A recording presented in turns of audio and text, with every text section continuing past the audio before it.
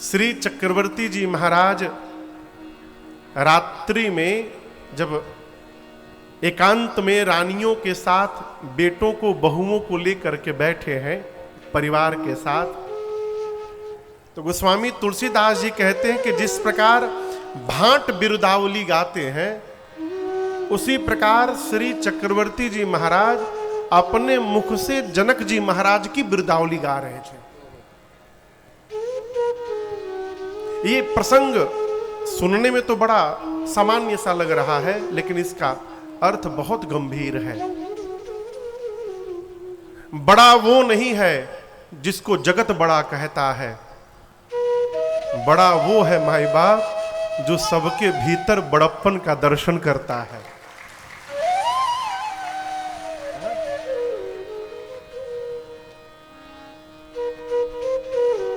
ये प्रसंग कहता है कि जीवन में जहां से भी आइए केवल वहां की प्रशंसा करिए,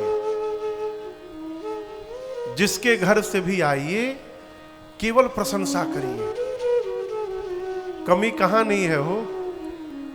अपने चेहरे पर दाग लग जाए तो बिना दर्पण के दिखाई नहीं पड़ता है, लेकिन दूसरे के चेहरे के दाग को देखने के लिए दर्पण की आवश्यकता नहीं पड़ती है। विनोद बाबू, क्या करिए? प्रशंसा करिए। और याद करिएगा, रखिएगा, प्रशंसा करना भी स्वभावजन्य है। यदि चाचा जी प्रशंसा करने का स्वभाव नहीं है तो आदमी बैकुंठ में भी जाकर निंदा करेगा, और यदि प्रशंसा करने का स्वभाव बन गया तो आप अभाव में भी प्रशंसा गाते रहेंगे और नाचते रहेंगे। एक बड़ी बड़ी गूढ़ कथा मैं आपको सुनाऊं। मैं बहुत छोटा था, कलकत्ता में एक न्यूज़पेपर हिंदी समाचार पत्र है जिसका नाम है सन्मार्ग। तो रविवार के दिन सन्मार्ग के एक विशेषांक में रविवार को बहुत सारी बोध कथाएं छपती हैं। अभी भी छपता है प्रत्येक रविवार को।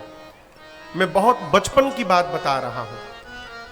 उस पेपर में मैंने कहानी पढ़ी और वो कहानी मुझे अब तक स्मरण में है, उसका विस्मरण नहीं हुआ। एक व्यक्ति कहीं से भी भोजन करके जब अपने घर लौटता था, किसी घर गया निमंत्रण में, भोजन करके लौटता था तो घर वालों से बड़ी प्रशंसा करता था।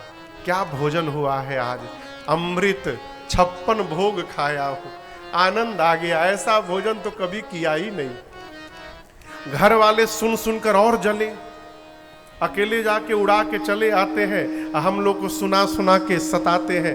एक दिन पूरे परिवार ने ठाना कि आज हम भी चलेंगे। अब जिद कर दिए तो कहा ठीक है चलो। पत्नी को बच्चों को लेकर गया निमंत्रण में, और दैव संयोग कहिए उस दिन 56 भोग तो दूर, शुद्ध पूड़ी पर भी आफत हो गई। भर पेट भोजन भी पूड़ी सब्जी नहीं मिला। अब परिवार वाले तो कल्पना करके गए थे 56 भोग मिलेगा। लौटते समय पत्नी बच्चे सब अब डपट पड़े उस पर, कौन सा 56 भोग खाते हो अब पता चला मुझे। तुमको कहीं भी ठीक से भोजन नहीं मिलता होगा, केवल झूठ बोलते हो। चुपचाप सुनता रहा। रात्रि में पत्नी ने एकांत में पूछा, ये बताइए आप झूठ क्यों बोलते थे? हम जानते हैं लेकिन सब जगह ऐसा नहीं होगा, लेकिन आप पता है जैसा आप बताते थे वैसा बिल्कुल नहीं होगा। तो आप झूठ क्यों बोलते थे? उसका उत्तर बड़ा अद्भुत है। कहता है, भाग्यवान जिसके घर से मैं भोजन करके लौटता हूं उसका नमक खा के आता हूं, और किसी का नमक खा के उसकी निंदा किस मुख से मैं करूंगा, इसलिए मैं केवल प्रशंसा करता हूं। कितनी बड़ी बात। श्री चक्रवर्ती जी ने भांट की तरह श्री जनक जी महाराज की प्रशंसा गाई, बिरुदावली गाई। शुभ दिन देख करके कल कंगन छुड़ाया गया है। कुछ दिन रहने के बाद श्री विश्वामित्र जी विदा लेकर के चक्रवर्ती जी से अपने स्थान बक्सर वापस गए। आज हम और आप श्री अयोध्या कांड की कथा में प्रवेश करेंगे। ये श्री रामचरितमानस का द्वितीय कांड है, दूसरा कांड है। कांड के प्रारंभ में गोस्वामी जी ने भगवान शंकर को याद किया है। शंकर जी को गोस्वामी जी ने बाल कांड में 2 श्लोकों में याद किया है। भवानी शंकरौ वंदे श्रद्धा विश्वास रूपिणौ याभ्याम विना न पश्यन्ति सिद्ध स्वान्तस्थम ईश्वरम। और दूसरा श्लोक वंदे बोधमयम नित्यम गुरुम शंकर रूपिणम यमाश्रितो हि वक्रोपि चंद्रः सर्वत्र वंद्यते। जब बाल कांड में 2 श्लोक में शंकर जी को प्रणाम कर चुके थे, तो अयोध्या कांड के प्रारंभ में फिर से याद करने की क्या आवश्यकता थी? आप श्लोक देखिए। अयोध्या कांड का प्रथम श्लोक बाबा कहते हैं, यशांके च विभाति भूधर सुता देवापगामस्तके भाले बाल विधुर गले च गरलम यस्योरसी व्याघ्रात् सोऽयं भूति विभूषणः सुरवरः सर्वाधिपः सर्वदा सर्वः सर्वगतः शिवः शशिनिभः श्री शंकरः पातु माम्। पहले श्लोक में कहते हैं, जिन भगवान शंकर के वामांग में मां भवानी विराजमान है। यशांके च विभाति भूधर सुता, सिर पर देव नदी मां गंगा है, ललाट पर चंद्रमा है, गले में हलाहल विष है, वासुकी यज्ञोपवीत बनकर सुशोभित है। जो भगवान सर्वत्र है, सर्वज्ञ है, सबके स्वामी है, उन भगवान शंकर को मैं बारंबार वंदन प्रणाम करता हूं। क्यों? शंकर भगवान के जीवन से सीखने का सबसे महामंत्र मैं आपको निवेदन करूं, अभाव में भी कैसे आनंद में रहा जाए, ये भगवान शंकर के स्वभाव में दर्शन करिए। ऐसा नहीं कि उनके पास कुछ है नहीं और कुछ ला नहीं सकते, वो रखते नहीं अपने पास। क्यों? जो अपनी चिंता करेगा वो जगत का कभी कल्याण नहीं कर सकता है। स्वामी विवेकानंद जी कहते हैं, परिवार को सुखी करना हो तो अपने सुख का त्याग करना पड़ेगा। आपको सुनाया था मैंने, भगवान शिव, भगवान शंकर जैसा कोई देवता नहीं है। पीछे पंचायतन सरकार दिखाई पड़ रहे हैं, राम जी का परिवार है, हम राम जी की कथा गाते हैं, लेकिन आप दर्शन करिए, राम जी की पूजा तो होती है, सीता मैया की भी पूजा होती है, लक्ष्मण जी की पूजा तब होती है जब राम जी के साथ होते हैं, भरत जी शत्रुघ्न जी की पूजा तब होती है जब वो राम जी के साथ होते हैं। लेकिन आप मेरे शंकर भगवान का परिवार देखिए, बाबा की पूजा अलग से, मैया की पूजा अलग से, गणपति भगवान की पूजा अलग से, दक्षिण भारत में कार्तिकेय स्वामी मुरुगन स्वामी के नाम से पूजे जाते हैं, उनकी पूजा अलग से। और छोड़िए, गंगा जी की पूजा अलग से, चंद्रमा की पूजा अलग से, और तो और नाग पंचमी के दिन नगवों की पूजा होता है, होती है ना। ऐसा कोई परिवार आपको नहीं मिलेगा जिस परिवार के एक एक सदस्य की पूजा अलग अलग होती हो। एकमात्र परिवार है भगवान शंकर का। क्यों? कारण जानते हैं?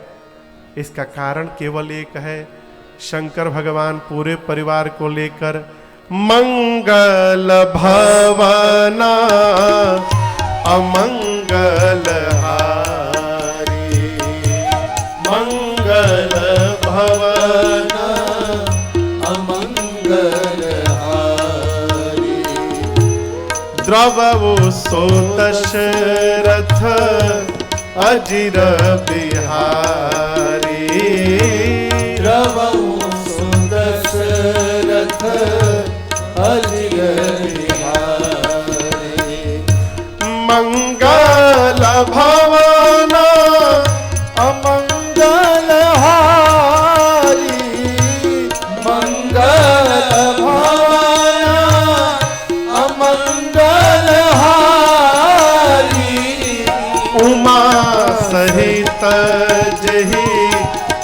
जपत पुरारी, उमा सहित जपत पुरारी, उमा सहित जही जपत पुरारी। भगवान शंकर पूरे परिवार के साथ दिन रात राम जी का भजन करते हैं।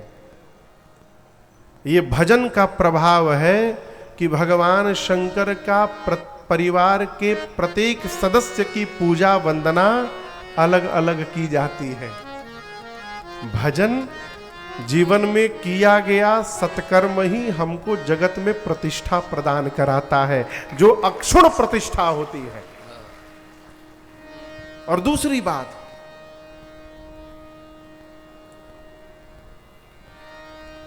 लोग समझते कि भगवान का भजन करो, साधु महात्मा बन जाओ तो झंझट से समाप्त हो जाओगे। कितना झंझट तो सरकारें लोग जान रहे होंगे। संसार में ऐसा कोई मनुष्य नहीं मिलेगा आपको जिसके पास कोई समस्या ना हो। और जो कह रहा है कि मेरे पास कोई समस्या नहीं है, आई एम सो सॉरी, वो झूठ बोल रहा है। कोई ऐसा नहीं है। हमरे लगे नहीं है का कि विनोद जी के लगे नहीं है, सरकार के पास नहीं है। इतनी समस्याएं हैं आप कल्पना नहीं कर सकते।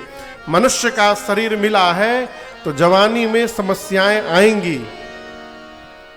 उन समस्याओं में रहने के बाद भी भगवान का भजन बनता रहे, यही शंकर भगवान का जीवन है और यही इनसे सीखना है। इसलिए गोस्वामी जी ने पहले श्लोक में भगवान शिव को याद किया, दूसरे श्लोक में राम जी के मुख को वंदन किया। प्रसन्नताम यानगताभिषेकतः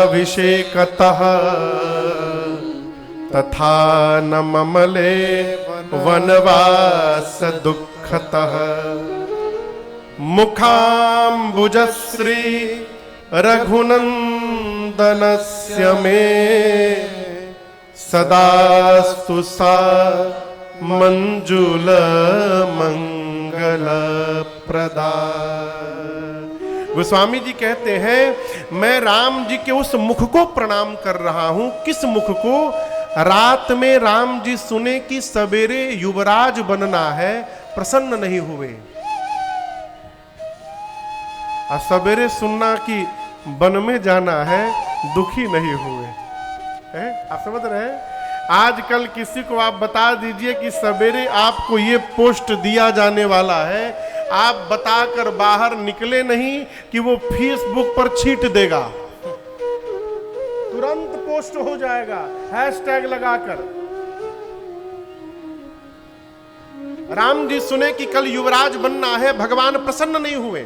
प्रसन्नताम यानगताभिषेकतः, प्रातः काल सुने कि युवराज नहीं, बब तो वनवासी बनना है। तथा न ममले वनवास दुःखतः, वन में जाना है, सुनकर दुख नहीं हुआ। हर परिस्थिति में राम जी का जो मुख एक समान रहता है, गोस्वामी जी कहते हैं मैं उस मुख को बारंबार वंदन प्रणाम करता हूं।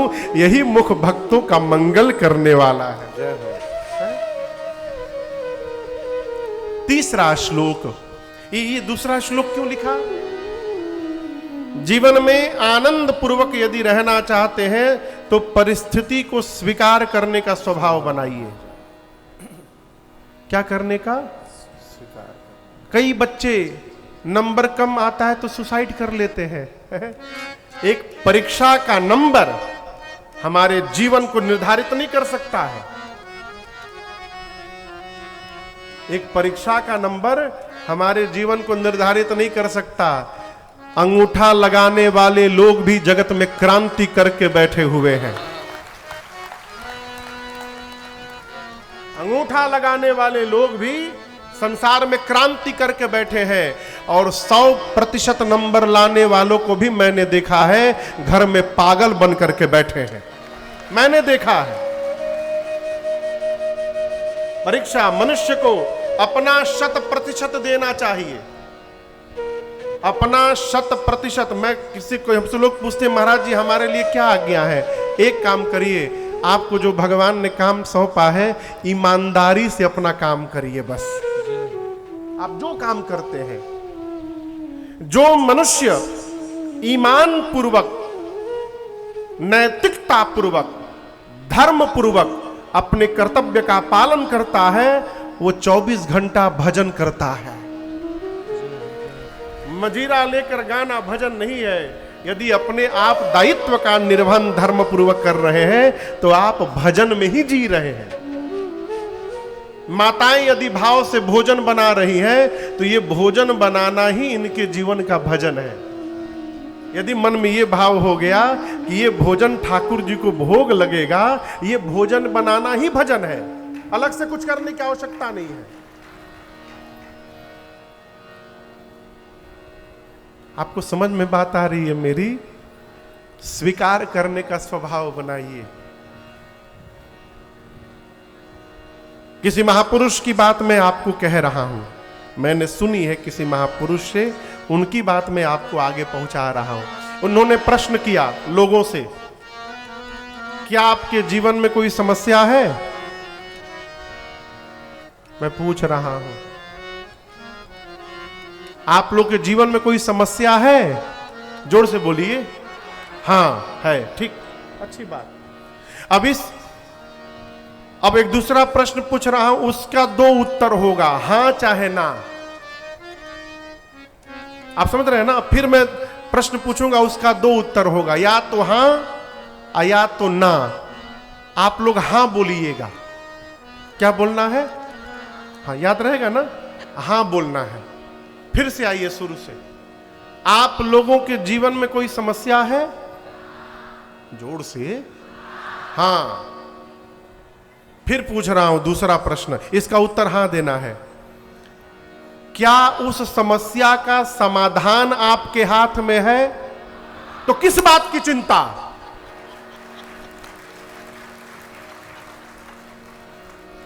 यदि समस्या का समाधान आपके हाथ में है तो किस बात की चिंता? समाधान करिए। अब ना बोलिएगा, ना। क्या बोलिएगा? फिर से आइए। क्या जीवन में कोई समस्या है? हां। हां बोलिए। हां। अब इसके बाद वाले में ना बोलना है। पहले हां बोले थे, हाँ अब ना बोलना है। क्या उस समस्या का समाधान आपके हाथ में है? तो किस बात की चिंता? बड़ा गंभीर विषय है। यदि समस्या का समाधान आप कर सकते हैं तो क्यों रोना? समाधान करिए। और जब आप कुछ कर ही नहीं सकते तो फिर क्यों रोना? जो होगा उसको देखा जाएगा। आनंद में रहिए। आप कर सकते हैं तो करिए, नहीं कर सकते तो काहे रोना? अरे मरना ही है तो आज क्यों मरना? जब आएगा तब मरा जाएगा।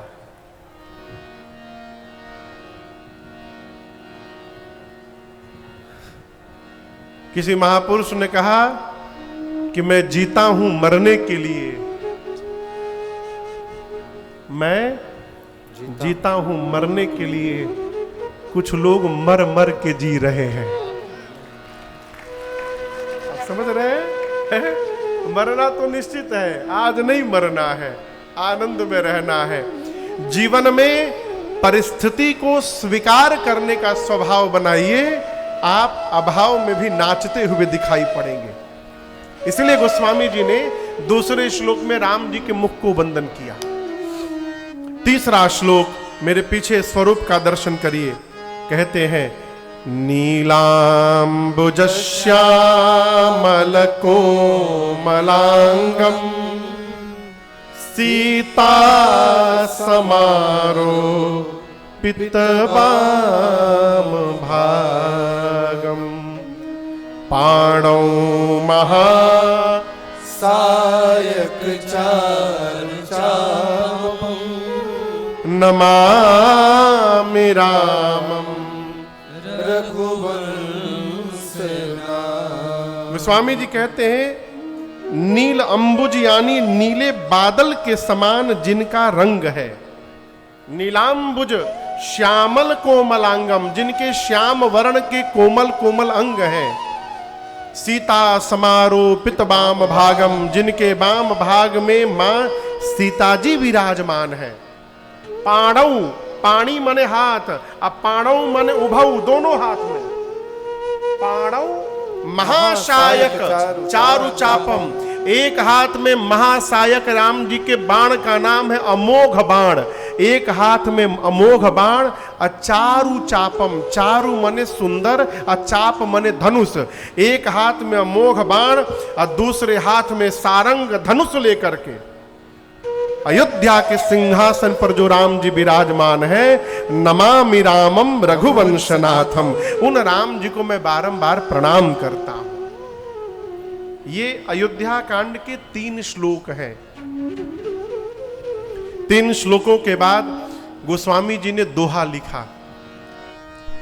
ये दोहा आप लोगों में से किसको किसको याद है? हाथ उठाइए। अयोध्या कांड का पहला दोहा कितने लोगों को याद है? सीपी भी आपको याद है?